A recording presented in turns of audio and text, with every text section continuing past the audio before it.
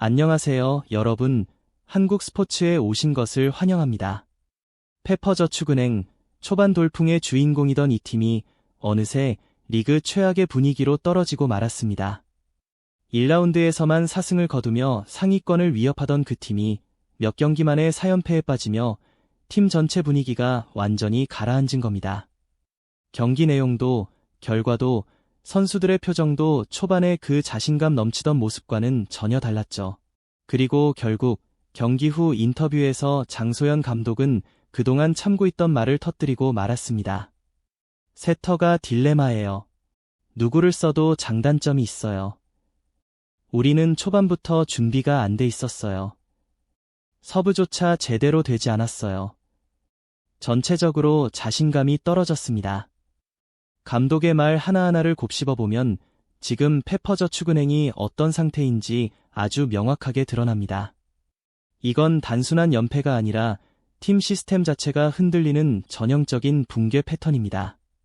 오늘은 왜 페퍼저축은행이 이렇게 무너졌는지, 장소연 감독의 각오, 발언이 실제로 의미하는 바는 무엇인지, 그리고 앞으로 이 팀이 어디로 향하게 될지를 차근차근 살펴보겠습니다. 먼저 많은 팬들이 잊고 있는 부분부터 짚고 가야 합니다. 페퍼저축은행의 시즌 초반 돌풍은 사실 완벽한 전술의 결과가 아니었습니다. 상대팀들이 페퍼의 전술적 특징을 충분히 분석하기 전에 짧은 기간 동안 조이의 폭발적인 파워 공격, 시마무라의 예측 불가능한 중앙 공격 등이 맞물리며 나타난 현상에 가까웠죠. 즉, 팀의 구조적 약점이 잠시 가려진 상태에서만 가능했던 일시적 효율이었고, 시즌이 진행되면서 상대팀들이 대응을 강화하자 페퍼의 기세는 금세 꺼지고 말았습니다. 사실 초반부터 지적되던 문제는 분명했습니다.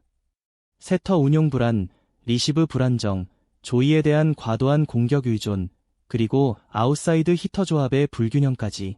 하지만 조이가 거의 원맨쇼 수준으로 팀을 끌고 가던 1라운드 동안에는 이 약점들이 심각하게 드러나지 않았습니다. 그러나 2라운드에 들어서자 모든 팀이 페퍼를 철저히 분석하기 시작했고, 그때 가장 먼저 수면 위로 떠오른 게 바로 세터 대혼란이었습니다. 장소연 감독이 직접 딜레마라고 표현할 정도면 내부적으로도 꽤 오래전부터 고민이 쌓여 있었다는 이야기입니다. 닥터슬링을 기용하면 볼 터치가 흔들리고 토스 높이가 불안정해 스피드 배구 전개가 어렵습니다. 박수빈을 쓰면 경험 부족으로 경기 흐름을 조절하는 능력이 떨어지고 조금만 흔들려도 블로킹, 연결, 커버까지 전반적으로 불안정해지는 약점이 드러나죠. 결국 두 카드 모두 완벽하지 않기 때문에 누구를 쓰더라도 한계가 생길 수밖에 없고, 이 문제가 그대로 공격 라인의 직격탄으로 돌아옵니다. 세터가 흔들리면 공격수들은 리듬을 잃고 템포가 맞지 않으니 센터 공격이 살아날 리가 없죠. 센터가 죽으면 상대는 자연스럽게 바깥 공격수만 집중 마크하게 되고 결국 조이에게 공격이 40% 이상 몰리는 구조가 만들어집니다. 아무리 조이가 뛰어난 선수라도 이런 수준의 과부하가 계속되면 체력, 효율, 성공률 모두 떨어질 수밖에 없습니다.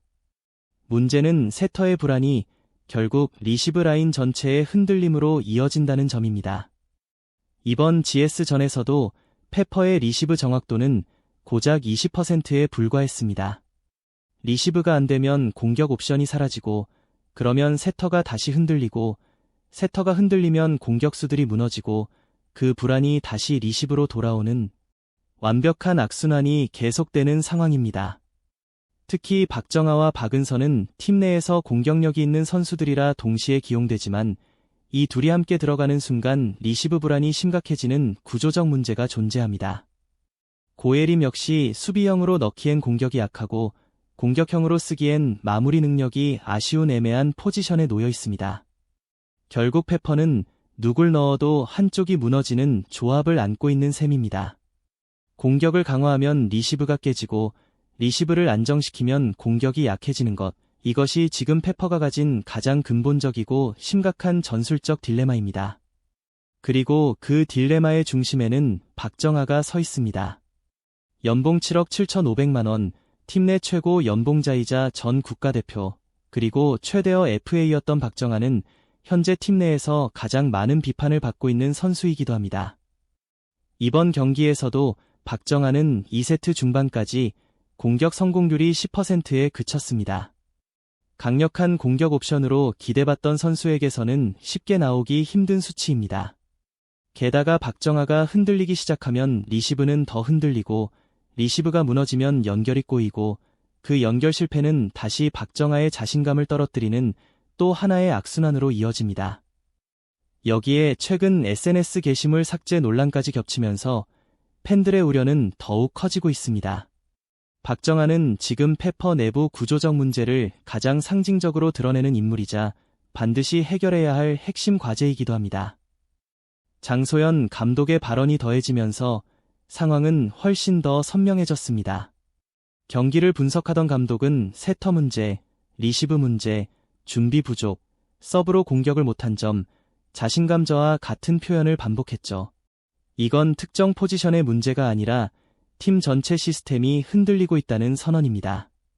선수들의 자신감은 무너졌고 전술의 흐름은 끊겼으며 공격 분배는 단조로워졌습니다.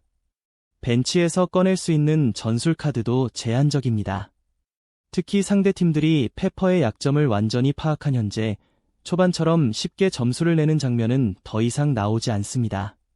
빠른 템포를 살릴 리시브도 없고 센터를 열어줄 세터의 안정성도 떨어지며 아웃사이드 공격에서의 의사결정마저 흔들리고 있습니다. 결국 모든 것이 악화일로로 치달았고 선수들의 표정과 경기력은 한순간에 무너져 버렸습니다. 페퍼저축은행이 현재 겪는 4연패는 단지 결과의 연속이 아닙니다. 세터 혼란, 리시브 붕괴, 동일한 공격 패턴의 반복, 조이에게 과도하게 쏠리는 공격, 박정아의 부진, 선수들의 자신감 상실, 이 모든 것이 맞물린 전형적인 종합 붕괴 현상이죠. 전술 대안의 부족이 연쇄적으로 패배를 이어가게 만든 명확한 악순환입니다.